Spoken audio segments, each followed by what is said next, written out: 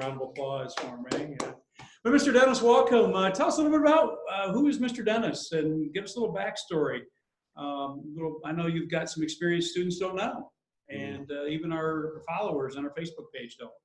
So welcome. Tell us a little bit about you. I think a few of you know my backstory, but I'm 27 years in the Department of Corrections. I ended up there by chance. My degree's in merchandising management from state, and that's like a business degree. And so I'm more into the idea of that in school.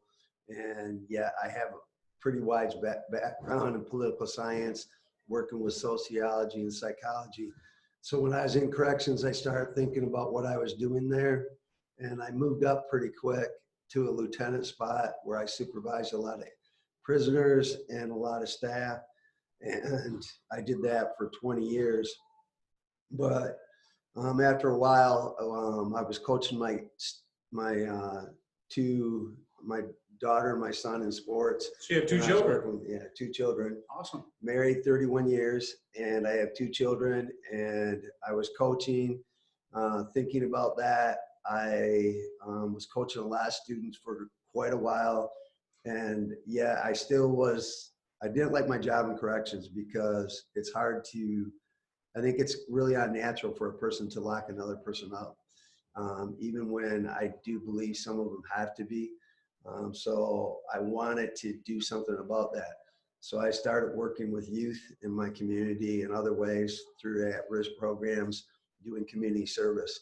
So for the last 20 years, I've also done about 1,000 hours of community service, meaning that I did fundraisers. You're heavily involved with what? What organization you're heavily involved with? Special Olympics is my main organization. Yeah. I did that afterwards. So I started with this at-risk youth group, and we would clean up rivers. We did a lot of stuff.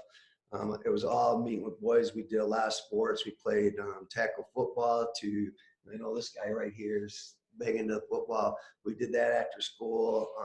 We met every Wednesday. Played floor hockey. We did every kind of sports imaginable. I love boxing. I love anything that deals with sports, weightlifting. So along those lines, then this opportunity came to, my passion is running, so I started running. And it was called the Law Enforcement Torch Run for Special Olympics. And they told me to be on this team, you had to raise money. So that led me into running with Special Olympics, or for Special Olympics, and then doing polar plunges.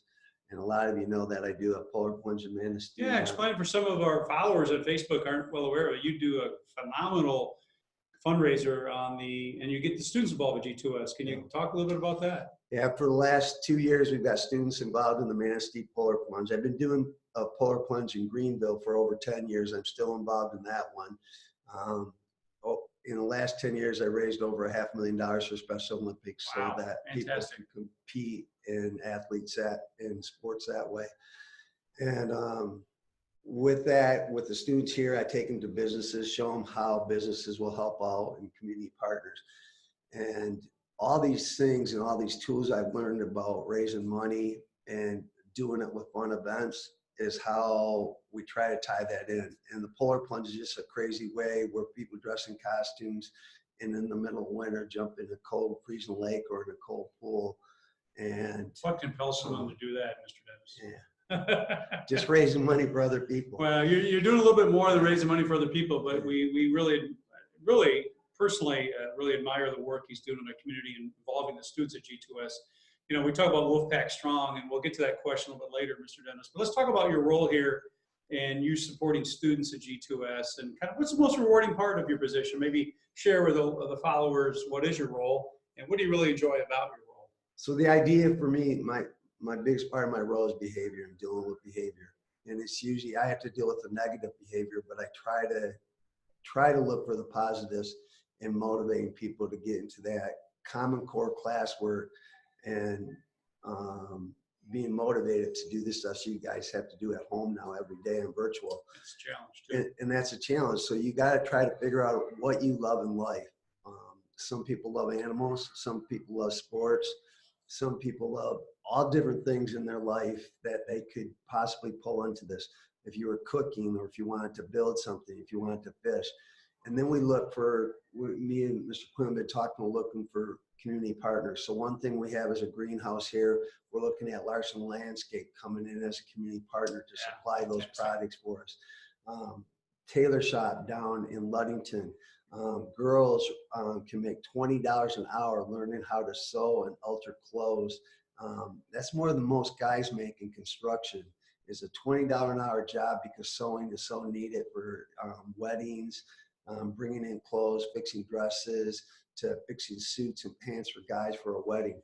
I want to capitalize on it if you don't mind. I don't mean to interrupt you, but you're bringing in some great points about not only our virtual students watching at home, but for our followers on Facebook. Is like everywhere you go, it seems to me you're seeking out an opportunity to connect with G2S, and that's kind of unusual.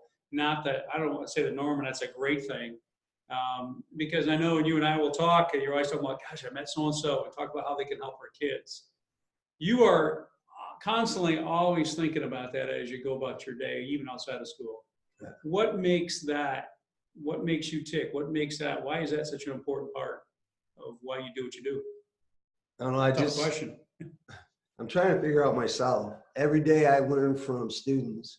I'm trying to figure out myself. I don't believe I know it all. And I believe that every day I learn something new, and I learn it from students, staff, people, and communication. I think our world is better when we communicate together.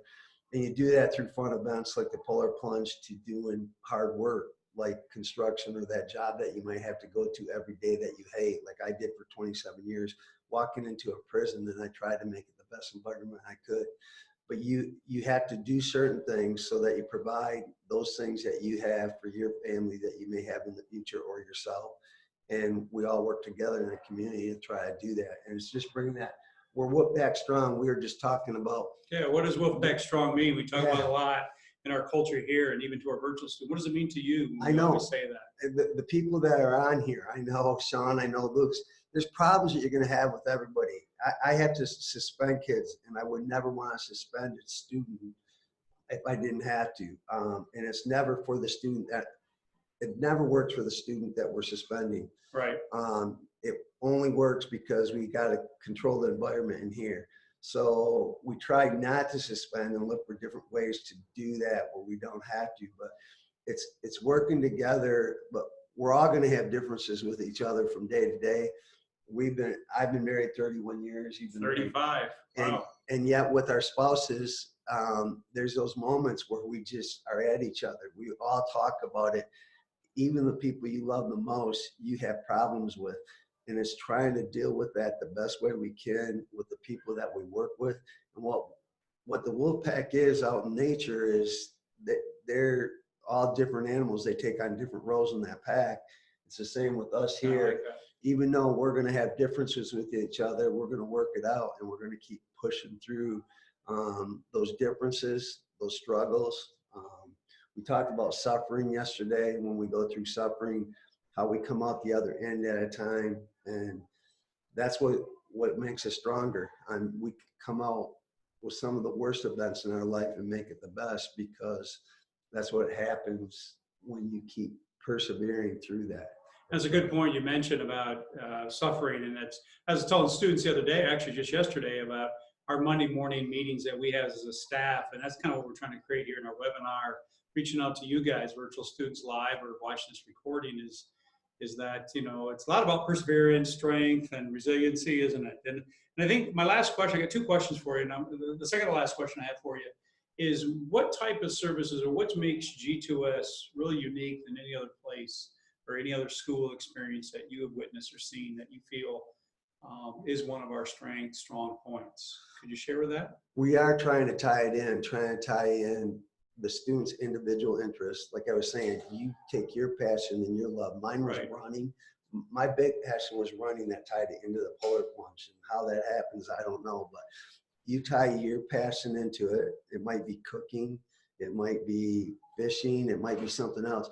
And try to work through that Common Core stuff with that. That makes the experience different.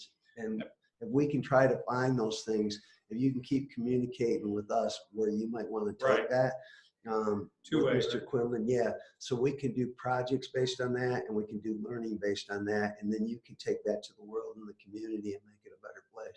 And that's a good point. That's what we're trying to do with our virtual. I know Elena, she's got this lover of horses, right, Elena? Yes. Yeah.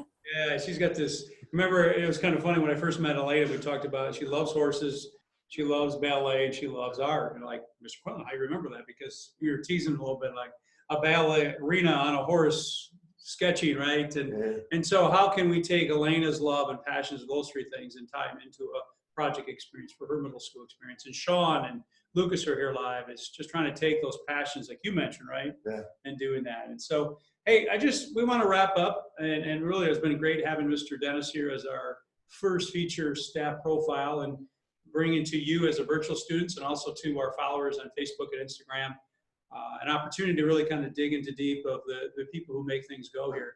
Final thoughts on you, Mr. Dennis, about students and learning and really make you have a lot of passions in your life. Any final thoughts you'd like to share with us? People always kind of try to pigeonhole schools and people and kids as bad or good. We all have bad and good in us. I got bad in me, I got good. We try to bring out the good and we try to work through the bad, the suffering that's there, because each one of us have that in us, and we just try to keep going towards that good in community and bring that all together to make each other better and work with each other for that purpose. That's a beautiful thing. You know, I think we all have struggles, right? We have a pulse, we have issues. Mr. Manster always mentions, you know, and how do we navigate through that is really what makes a great team and what makes Wolfpack strong. So I want to thank our virtual learners for joining in and just enjoying you. There are, you know, Mr. Dennis and I like to chat. I originally set this out as a two-part series, but we'd love to have you back and share some more insight. There's so much more to talk about you and your role, and also an opportunity for you virtual students to join us for some Q&A sessions. But for the sake of today, I want to thank everybody for being here. Don't go anywhere, virtual students, but I want to wrap up our Spotlight Challenge, and thank you for those who are on Instagram and Facebook who are following us. Kind of hope you enjoyed our staff profile spotlight. Mr. Jim Dennis at G2S Academy. Been here about 3 years, 4 years? Yeah, since it's open, so this is in the 4th year. You've seen a lot of change, good, bad, and different, and we're really proud to have you part of the team. So stick it out, you guys. Persevere. all right, until tomorrow, take care.